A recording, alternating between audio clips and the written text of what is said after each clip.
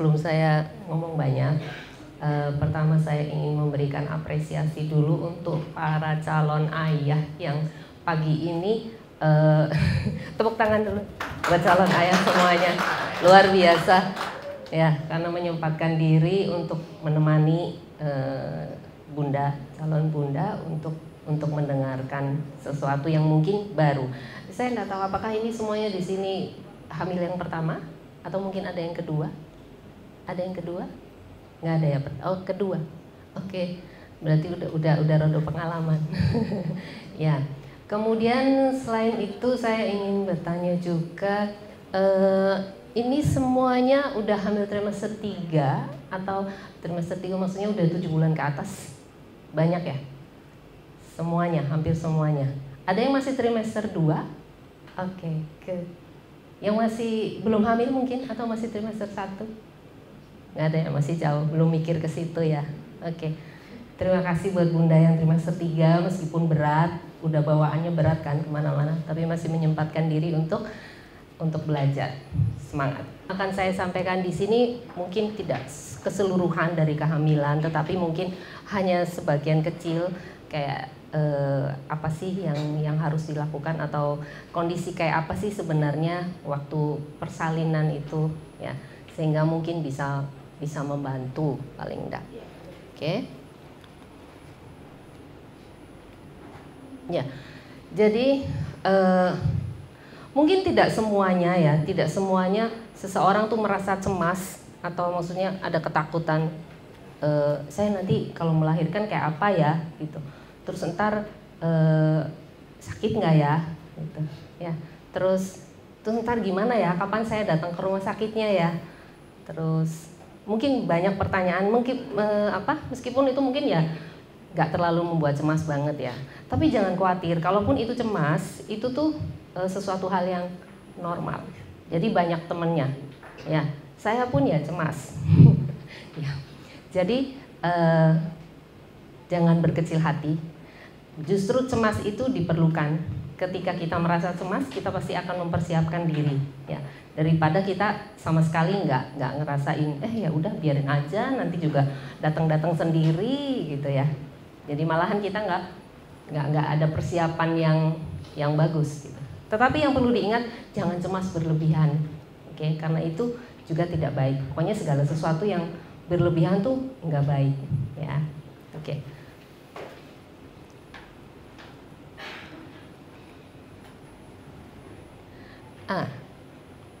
Jadi untuk mengurangi rasa cemas atau mungkin untuk mengurangi kayak banyak pertanyaan yang mungkin sudah pernah terlintas mungkin di otak, mungkin beberapa dari calon bunda di sini mungkin juga udah sering ngeliat-liat di Google lah atau di media sosial atau dimanapun, atau mungkin baca-baca buku mengenai kehamilan dan persalinan ini, ya.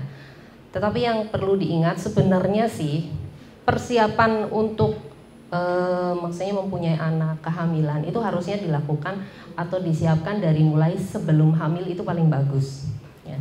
Jadi sebelum hamil kita mempersiapkan diri dari mulai menyadari kita tuh sehat nggak, cukup bagus nggak kalau saya hamil pada saat ini gitu ya.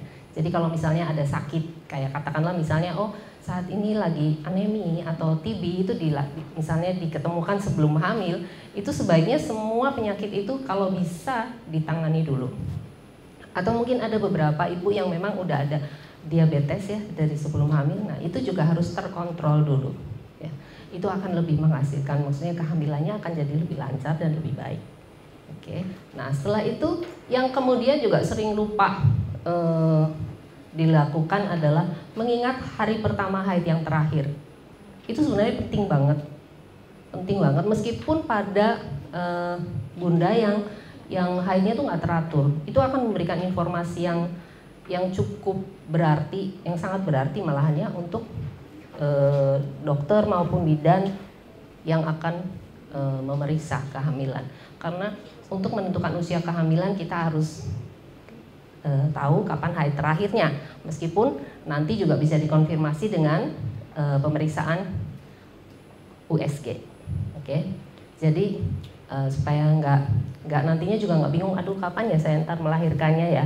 Nah, kalau kita tahu haid pertamanya, hari pertama haid yang terakhir, itu akan bisa memperkirakan, oh ntar saya lahirnya kira-kira melahirkannya ntar kira-kira Desember kali ya, sehingga punya persiapan lebih baik. Oke. Kemudian juga pada awal-awal kehamilan itu mungkin ibunda belum, atau mungkin ayah, calon ayah belum menentukan saya tuh mau melahirkan di mana ya, mau cari dokternya siapa atau bidannya siapa gitu. Nggak apa-apa sih, kan masih panjang ya, biasanya kan butuh waktu sampai 9 bulan sampai melahirkan. Mungkin perlu explore dulu ya, tapi yang penting pada awal-awal itu segera memeriksakan diri sehingga tahu kondisi janinnya bagaimana ya. Nah kemudian kalau udah mantep dengan salah satu tempat melahirkan atau siapa yang akan menolong, itu akan lebih baik ya. Jadi kadang-kadang tuh kita itu apa ya, yang pertama kali harus diingat tuh kayak saya harus mempercayai dulu siapa yang akan menolong saya. Kalau kita nggak punya rasa trust, maka itu nanti jadi nggak enak belakangannya ya. Jadi siapapun itu, mungkin satu orang berbeda akan dengan orang lain. Saya lebih serak dengan dokter itu, oh saya lebih serak dengan dokter yang ini, itu nggak apa-apa. Jadi pertama yang cari dulu, kayak misalnya saya seraknya sama siapa gitu, oke, itu akan lebih baik. Kemudian hilang. Kemudian saya yakin kalau persiapan biaya dan sebagainya itu pasti sudah disiapkan atau dipertimbangkan atau dipikirkan dari mulai sebelum kehamilan. Oke. Nah, kemudian ketika sudah menentukan kapan dokternya siapa, rumah sakitnya siapa, yang mana gitu ya. Mungkin juga kita perlu memikirkan, ntar kalau udah waktunya saya ke sana bagaimana. Ya. Apalagi yang sekarang ini mungkin banyak yang tinggalnya udah sendirian ya, udah nggak sama orang tua kan, kebanyakan cuma berdua doang gitu. Ntar kalau pas suami saya lagi kerja, gimana nih kalau saya udah ada tanda-tanda persalinan. Jadi semua itu perlu dipikirkan, oke? Kalau seandainya pun terpaksa juga nggak usah panik gitu, nggak usah panik, pasti akan ada jalan. Nanti belakangan akan saya kasih, saya infokan. Kemudian persiapan kebutuhan persalinan itu tuh mungkin sebaiknya disiapkan ketika menjelang persalinan. Jadi kalau yang disebut kayak kehamilan yang udah cukup bulan itu biasanya udah 37 minggu ya. Jadi kalau perkiraan melahirkan tuh biasanya 40 minggu dari hari pertama haid yang terakhir. Nah mungkin sekitar 36, 37 minggu mungkin ayah bunda perlu menyiapkan apa sih nanti barang-barang apa yang akan dibawa gitu ya. Biasanya kayak tadi kalau melahirkan spontan paling-paling kan di rumah sakit paling 2-3 hari. Jadi yang nggak usah banyak-banyak amat gitu. Ya. Kemudian tadi yang saya sudah katakan, biasanya kalau datang udah memeriksakan diri beberapa kali, kemudian dokternya akan mengatakan, Bu, perkiraan melahirkannya sekitar tanggal sekian. Kalau dokternya lupa bilang, jangan ragu-ragu untuk bertanya ya. Jadi dok, kira-kira kapan melahirkannya nih gitu. Oke. Nah kemudian nanti kalau udah deket-deket melahirkan, pasti yang kita pikirkan juga, dok saya bisa melahirkan spontan nggak? Bisa melahirkan spontan atau saya harus sesar? Atau gimana sih dok kalau melahirkan spontan itu gitu? Nanti biasanya sih kalau nggak ada masalah apa-apa, biasanya dokternya akan mengatakan ya bisa, boleh melahirkan spontan ya. Nah sebenarnya tuh melahirkan tuh ada 2 macam ya. Satu, melahirkan per vaginam. Per vaginam tuh berarti melahirkan melalui jalan lahir. Yang kedua adalah melahirkan per abdominal atau yang biasanya lebih dikenal dengan seksio cesaria ya. Nah kalau melahirkan per vaginam itu sebenarnya juga ada beberapa macam. itu melahirkan spontan, itu tuh melahirkan yang ya nggak ngapa-ngapain, nggak pakai alat-alat apa-apa, lahir aja sendiri gitu. Tapi ada juga persalinan pervaginam yang dibantu dengan alat-alat. Mungkin pernah dengar ya, kayak vakum, ya. Jadi kepalanya tuh di kop gitu, terus untuk membantu bayinya tuh lahir. Kemudian ada juga dengan, kalau dulu tuh ada forceps tuh kayak dijepit gitu, terus kepalanya baru dikeluarin. Ya, nah biasanya kalau kayak gitu-gitu ya nanti dokternya atau bidannya yang akan mengevaluasi. Ya. Jadi kalau yang saya ingin pesankan adalah kalau seandainya tidak ada masalah apa-apa, pasti bisa lahir spontan. Ya. Tetapi kadang-kadang ada beberapa hal yang benar-benar beresiko untuk melahirkan spontan, untuk melahirkan pervaginam. Kadang-kadang ada. Nah, biasanya dokternya akan mengatakan contohnya BB-nya sampai akhir kehamilan, sampai udah mendekati persalinan, tetap letaknya itu melintang. Nah, itu jangan minta dipaksain lahir spontan, ya. Kasihan nanti. Yang cemas bukan ayah bunda, tapi dokternya yang cemas kalau kayak gitu, ya. Oke, tapi nggak usah takut karena kebanyakan mungkin sampai 80% lebih itu bunda tuh bisa melahirkan spontan, tidak harus dengan sesar. Jadi tetap banyak yang spontan. Oke. Kemudian kapan mulainya persalinan? Maksud saya apa sih yang memicu terjadinya persalinan? Sebenarnya sampai saat ini nggak ngerti ya, dokter juga nggak tahu apa gitu, kenapa seperti itu gitu. Ini maksudnya yang spontan ya. Jadi apakah bayinya kenapa mungkin ngeluarin sesuatu sehingga timbul kontraksi. Ya. Untuk terjadinya atau dimulainya suatu persalinan, tanda yang utama itu kontraksi rahim. Kontraksi itu kayak apa sih sebenarnya? Kontraksi itu dirasakan tuh kayak kalau ibu tuh akan ngerasakan, biasanya yang udah trimester 3 itu akan mulai merasakan kayak kadang-kadang tuh kenceng. Iya, pernah nggak? Kenceng perutnya tuh kayak atos gitu, kenceng semuanya. Nggak sakit sih, awal-awal tuh nggak sakit. Ya biasa aja, cuman berasa kenceng aja, keras. Nah itu namanya kontraksi. Nah kontraksi itu kalau terjadi dalam satu hari itu mungkin 3 kali sampai 5 kali itu nggak apa-apa, normal. Jadi kadang-kadang belum aterem pun belum 37 minggu itu terjadi. Nah, nanti kalau seandainya kontraksi seperti itu sudah mulai teratur, makin lama makin sering, apalagi terus akhirnya dari jalan lahir mengeluarkan lendir campur darah. Nah, kemungkinan itu sudah masuk dalam persalinan. Oke. Seperti yang tadi dikatakan, sebenarnya sih banyak yang bisa melahirkan spontan, jadi jarang sekali atau lebih sedikit lah yang harus sesar itu lebih sedikit. Nah sekarang upaya-upaya apa saja yang dilakukan, yang bisa dilakukan supaya entarnya tuh memperbesar kemungkinan untuk bisa melahirkan secara pervaginam atau spontan. Yaitu pertama memeriksakan diri sedari awal. Supaya seperti saya tadi katakan, supaya tahu usia kehamilannya itu sebenarnya tuh berapa saat ini, kapan sih melahirkannya. Ya, jangan sampai nanti lewat waktu gitu loh. Lewat waktu maksudnya bayinya harusnya udah harus melahirkan tapi belum, karena itu ada penanganan khusus. Oke. Kadang-kadang tuh saya memang di info, dok nggak apa-apa yang lalu tuh saya sampai 10 bulan loh dok, sampai 11 bulan gitu ya. Tapi kita sebenarnya nggak pernah tahu kan. Awal-awal tuh bener nggak usianya segitu, karena kebanyakan kalau udah lewat waktu, apalagi udah 42 minggu, itu kondisi janinnya mulai menurun ya. Jadi itu pentingnya pemeriksaan awal ketika kehamilan. Kemudian yang membuat seseorang tuh harus dilahirkan atau bayi itu harus dilahirkan sesar itu juga berat bayi. Kalau bayinya kegedean kan susah ya lewat jalan lahir. Ya, pada umumnya tuh untuk kita orang Asia itu 4 kilo itu tuh batasannya. Jadi biasanya kalau udah lebih dari 4 kilo tuh udah susah.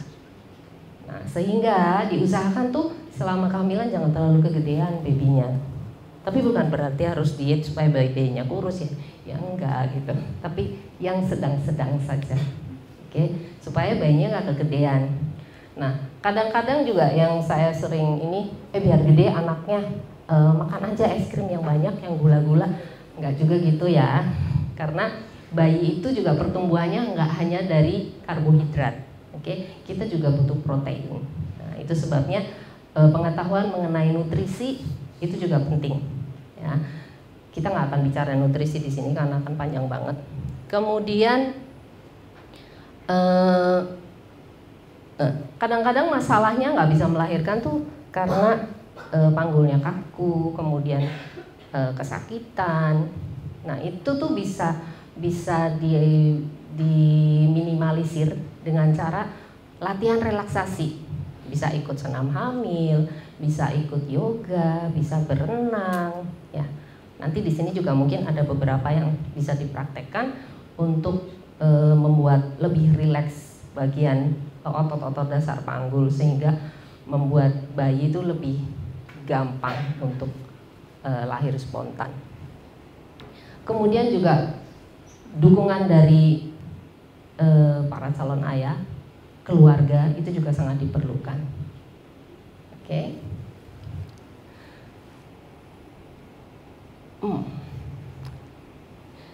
Posisi bayi yang normal untuk melahirkan itu biasanya seperti ini. Jadi kepalanya di bawah, oke, dengan nunduk. Sehingga yang lahir adalah bagian ini dulu. Bagian puncak kepala itu yang paling normal. Nah, tapi beberapa kadang-kadang meskipun kepalanya di bawah, bayi posisinya tengadah. Jadi yang ada yang lahir duluan tuh bagian muka. Ya. Kemudian ada juga yang nggak menunduk tapi tegak. Jadi yang lahir duluan tuh bagian sini. Nah, sebenarnya yang paling normal tuh yang ini. Itu akan lebih paling gampang dibandingkan ini atau yang letak puncak. Ya. Kadang-kadang kalau babynya kecil, letak muka bisa lahir. Tapi kalau babynya agak besar, mungkin nggak bisa lahir karena diameternya yang keluar duluan itu ternyata lebih gede. Nah, itu ibu dan ayah, bunda dan ayah dia juga nggak usah bingung, nanti itu juga yang akan memeriksa bidannya atau dokternya. Oke. Kemudian ada juga yang letaknya sungsang. Letak sungsang pun ada yang seperti ini, jadi bokongnya duluan sama kaki. Ada juga yang kakinya duluan yang lahir. Ya. Kemudian yang ini letak lintang. Nah, ini di sini ada beberapa teknik untuk optimalisasi posisi janin. Jadi biasanya dilakukan pada usia kehamilan, seharusnya ya pada usia kehamilan sekitar 34 minggu itu tuh posisi janin udah mulai menetap. Jadi kalau misalnya ditemukan posisinya masih sungsang atau lintang tapi pada usia kehamilan masih 28 minggu, masih 7 bulan, ya nggak usah khawatir sih, bunda nggak apa-apa, memang masih bisa muter-muter babynya. Oke? Tapi kalau mungkin udah 36 minggu tapi kok kepalanya masih di atas, ya, memang ada beberapa yang masih bisa diusahakan supaya babynya muter. Ya. Salah satunya dengan ini, posisi sujud, tapi sujudnya pantatnya harus lebih tinggi. Ya, jadi yang kayak gini, knee chest position itu dilakukan mungkin setiap hari beberapa menit, 5 menit, 10 menit, jangan terlalu lama juga, pusing soalnya ntar. Atau seperti ini kepalanya lebih lurus ya, tapi ya hati-hati karena udah berat juga ya, hati-hati melakukannya. Kemudian ini yang downward dog atau seperti ini, nonggeng ya namanya, nggak tahu deh namanya apa, downward dog. Itu beberapa karena jadi posisi seperti ini itu memanfaatkan posisi gravitasi, memanfaatkan gravitasi bumi sehingga bagian bawah dari rahim itu menjadi lebih longgar dan BB-nya tuh berputar ke arah yang lebih berat. Ya, sehingga diharapkan kepala jadi sampai muter kepalanya akhirnya di bawah. Tapi nggak selalu berhasil memang, karena penyebab sungsang atau kelainan letak itu pun macam-macam ya. Kadang-kadang karena tali pusatnya terlalu pendek gitu. Jadi karena posisi melekatnya plasenta tuh di atas, kemudian tali pusatnya pendek, ya BB-nya nggak mau muter-muter, ya udah nggak apa-apa gitu. Ada cara dulu itu ada yang namanya versi ekstraksi. Itu tuh dokter atau bidan biasanya muterin bayinya dari luar, didorong supaya keputar. Tapi hal itu sekarang tidak dilakukan, kecuali terpaksa. Ya, jadi karena melakukan versi ekstraksi itu bukannya tidak ada risikonya. Kadang-kadang kalau kita paksain dan ternyata memang tali pusatnya pendek atau mungkin tali pusatnya ngelilit-lilit di dalam, itu kalau kita paksain muter kan itu berbahaya buat janinnya juga. Kadang-kadang ari-arinya bisa lepas yang kita sebut solusio plasenta dan itu membahayakan dua-duanya. Itu sebabnya kita sekarang tidak melakukan versi ekstraksi. Tetapi dulu di daerah terpencil di mana susah mencapai untuk fasilitas yang bisa melakukan operasi sesar, kadang-kadang kita melakukan. Zamannya saya itu masih melakukan seperti itu di daerah yang terpencil. Tapi kalau di tempat yang ada fasilitas kita udah nggak melakukan. Ya. Ini optimalisasi posisi janin letak sungsang. Ini seperti yang tadi disebutkan. Ini tadi ya yang forward leaning inversion. Kemudian, ini yang lebih mudah lagi juga ini mengangkat pantat supaya lebih tinggi. Supaya itu fungsinya bagian bawah tuh lebih relaksasi, jadi ruangannya tuh lebih luas sehingga mudah-mudahan kepalanya bisa muter ke bawah. Kemudian seperti ini juga. Nah, kalau yang pelvic rotation ini biasanya lebih ke untuk relaksasi ya, sehingga pada proses persalinan biasanya kita lakukan ini sehingga biasanya kemajuan persalinannya lebih baik.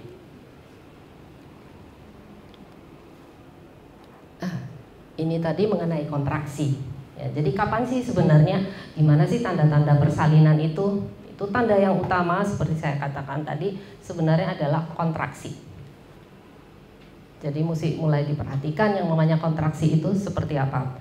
Kadang-kadang ya nggak mudah juga. Kadang-kadang bunda tuh ngerasain bayinya bergerak, jadi kenceng di satu sisi dan itu berpikir itu kontraksi.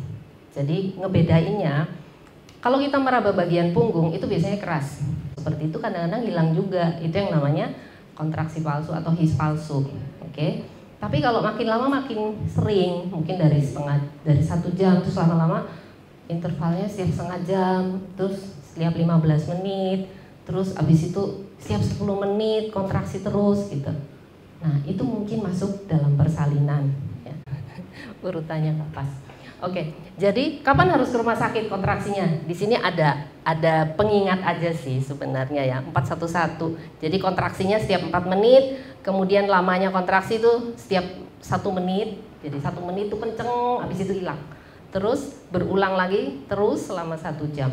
Nah, mungkin itu perlu ke rumah sakit untuk kehamilan pertama. Tapi bisa nggak dok? Cepat bisa. Itu yang namanya persalinan precipitatus. Jadi dalam waktu 3 jam bayinya lahir. Tapi itu biasanya kontraksinya kuat banget sehingga sakit banget ibunya. Ya. Tapi toh itu juga jarang. Ya, nggak semuanya seperti itu. Jadi jangan panik, oke? Kalau udah ada kontraksi ya santai aja gitu loh. Ya. Masih sempet nelpon mungkin ya. Kalau seandainya yang seperti saya tadi bilang mungkin hanya sendirian nih di rumah, suami lagi keluar kota, itu pun nggak usah panik ya. Biasanya hampir semua rumah sakit tuh pasti ada layanan ambulan lah ya.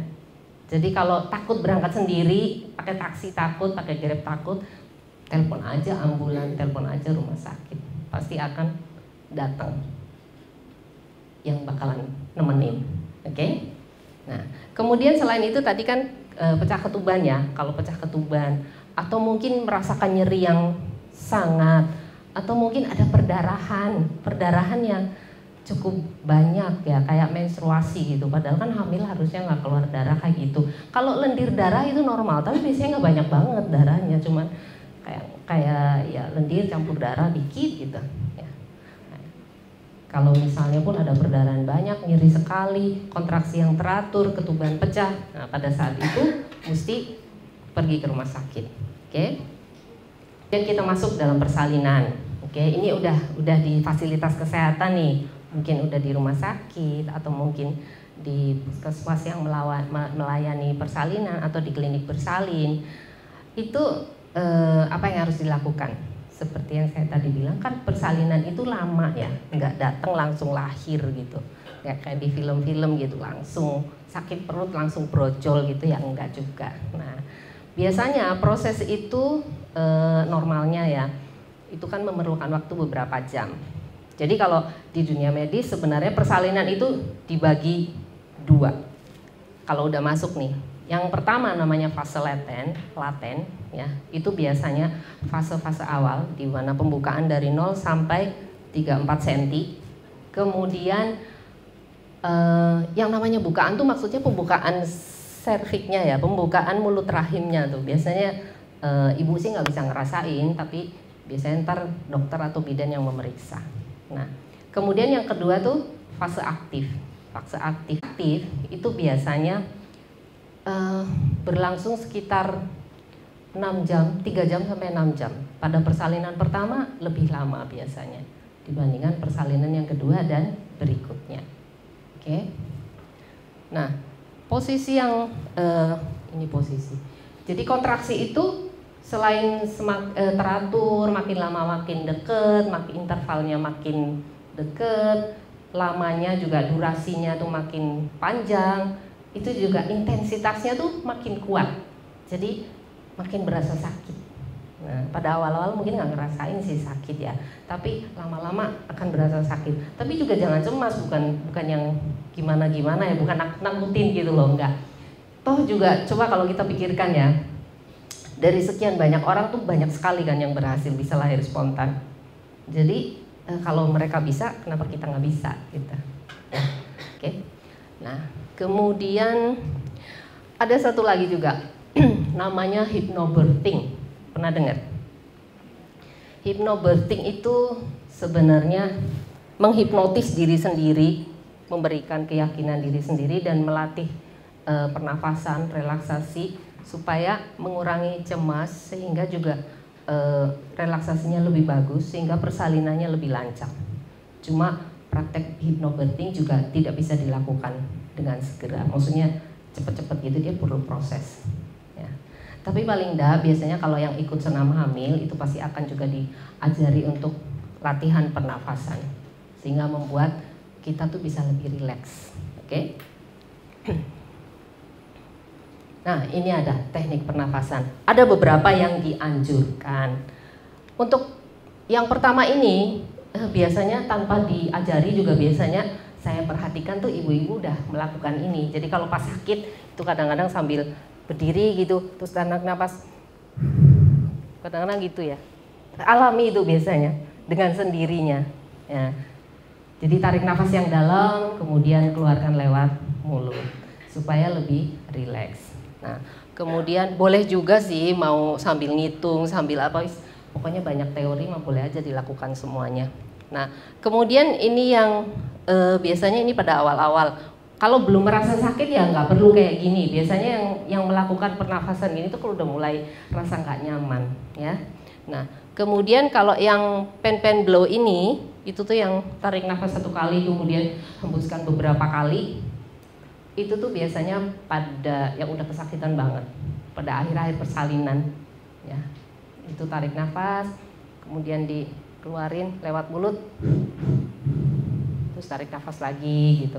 Tapi ya kadang-kadang kalau udah kesakitan lupa semuanya ya teori ya. Jadi ya udahlah pokoknya yang nyaman aja. Dan yang penting sih sebenarnya mindsetnya ya, saya pasti bisa melahirkan spontan dan nggak boleh takut, karena kecemasan itu juga membuat jalan lahirnya jadi kaku, nggak rileks sehingga akhirnya persalinannya gagal. Oke. Nah, kemudian kalau ini yang mengejan ini udah kala 2 ini. Jadi udah dokternya emang udah nyuruh ngejan, pembukaannya udah lengkap, bayinya harus didorong keluar. Sebenarnya tanpa kita mengejan pun kalau kontraksinya itu cukup kuat, ya bayi akan lahir aja sendiri. Hanya saja kalau kita bantu mengejan tentunya akan lebih cepat. Ya, apalagi kalau kontraksinya nggak terlalu kuat, dengan bantuan mengejan ibu itu akan lebih baik. Nah, mungkin ada juga yang pernah dengar ILO, anestesi pada saat melahirkan spontan. Pernah dengar ya? ILO tuh intrathecal labor analgesia. Ya, ILA bukan ILO, sorry. Jadi dilakukan anestesi peridural, kayak orang mau SC tuh kan di anestesi di belakang sini ya.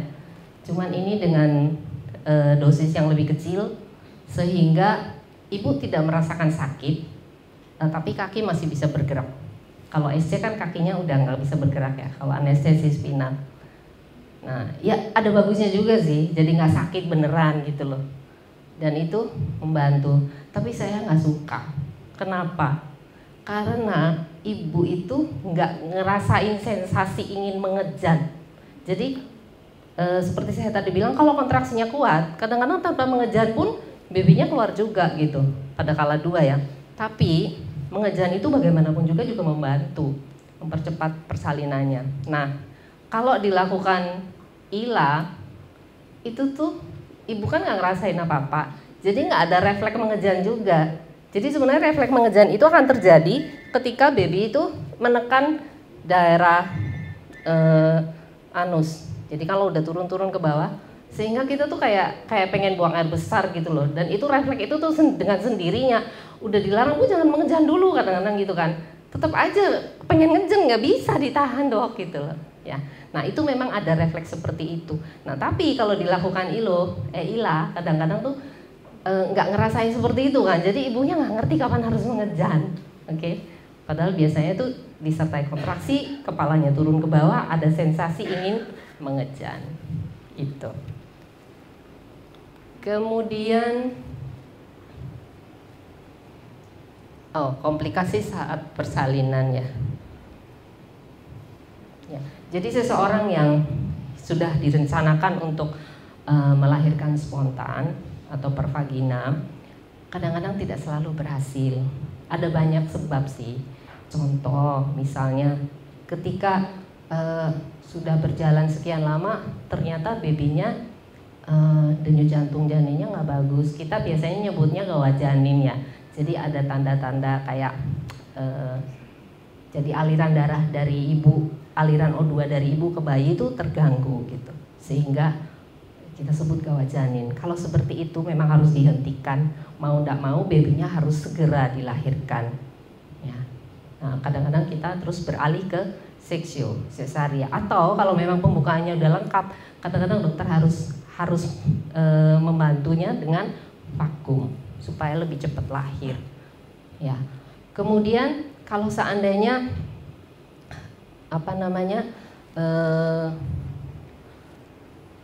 lahir juga kadang-kadang tuh kalau terlalu lama mengambil tindakan, babynya tuh pas lahir tuh kadang jadi ada komplikasi, yaitu hipoksia itu tadi, sehingga ada gangguan pernafasan. Kan kasihan ya, sayang.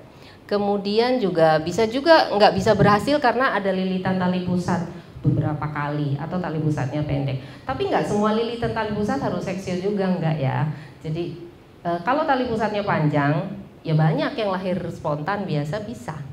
Tapi kalau tali pusatnya pendek, kadang-kadang nggak bisa. Kepalanya tuh di atas terus gitu. Jadi nggak turun-turun. Kadang-kadang dokter akan bilang, Bu ini kepalanya di atas terus deh, nggak mau turun gitu. Nah salah satu penyebabnya tuh lilitan tali pusat yang mungkin 2 kali bahkan 3 kali ada. Ya, atau tali pusatnya terlalu pendek. Kemudian preeklamsi. Preeklamsi ini tuh mungkin pernah dengar, ibu yang hamil disertai dengan tekanan darah yang tinggi, kemudian kakinya bengkak, ya. Bahkan kadang-kadang bisa sampai kejang. Oke, itu namanya preeklamsi. Kemudian kadang-kadang juga kalau dinilai kontraksinya tuh kurang kuat, seringkali dari dokter tuh menganjurkan untuk dilakukan induksi. Mungkin lebih tepat disebut akselerasi ya, karena sudah ada kontraksi kemudian kurang kuat sehingga ditambahin obat supaya kontraksinya lebih kuat. Nah, induksi ini juga bisa dari awal. Jadi dari awal tuh maksudnya dari belum ada kontraksi sama sekali atau tengah-tengah ketika tengah-tengah persalinan ternyata kontraksinya menurun, itu bisa dilakukan ini. Tidak selalu berhasil, tapi itu salah satu upaya untuk bisa melahirkan spontan. Nah, ini tadi juga selain yang tadi saya katakan untuk mengatasi rasa nyeri dengan relaksasi, salah satunya mungkin juga bisa dengan aromaterapi, dengan tempat yang maksudnya nggak ribut gitu ya, yang tenang, mungkin dengan pencahayaan yang nggak terlalu menyilaukan. Ya, intinya pokoknya ibunya tuh mesti calon bunda tuh mesti rileks gitu. Nggak mengurangi rasa cemas, itu akan meningkatkan keberhasilan persalinan spontan.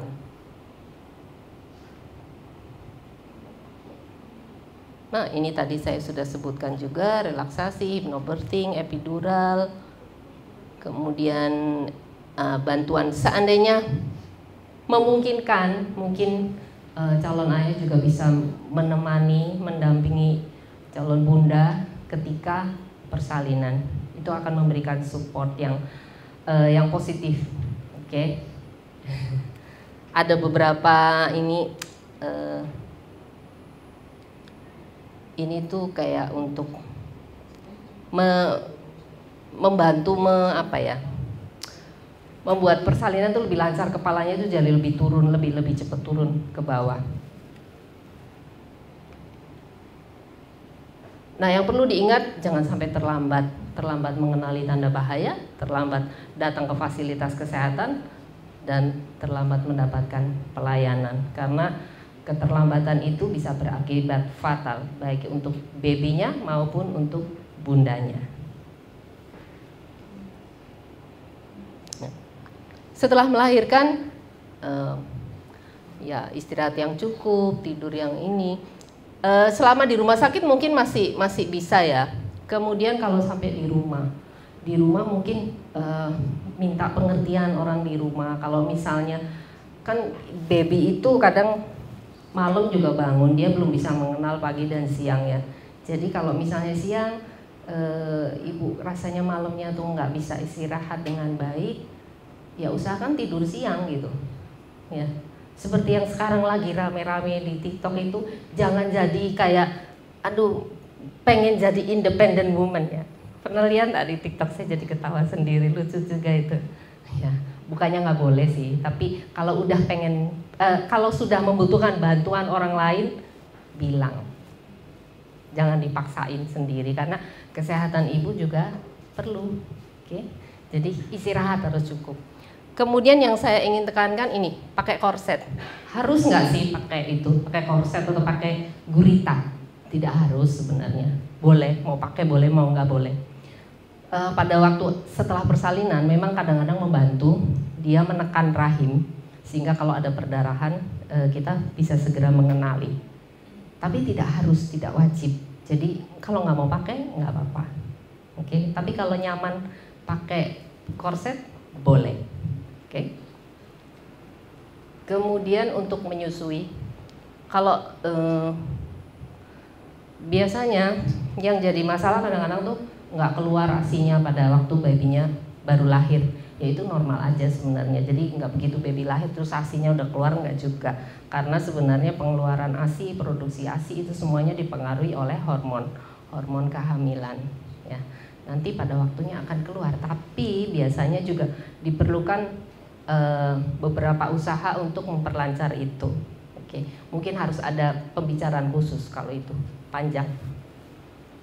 Nah, jadi karena ini masalah persalinan, jadi yang saya ingin tekankan di sini adalah untuk mengurangi komplikasi persalinan dan untuk memperlancar persalinan harus dimulai dari semenjak kehamilan. Harus mempersiapkan diri, mengurangi cemas, berusaha rileks, kemudian diusahakan ada support dari keluarga, itu akan memperbesar keberhasilan persalinan.